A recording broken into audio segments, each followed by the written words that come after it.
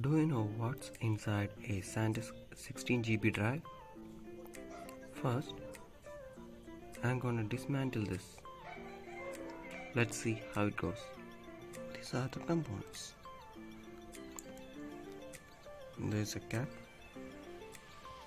in the front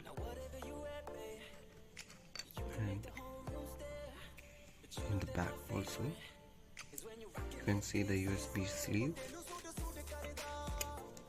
and this is the main component of the drive.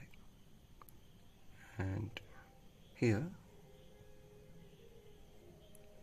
you can see a drive slot. Looks exactly like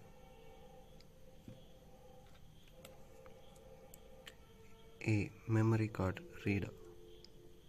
So basically it's a card reader.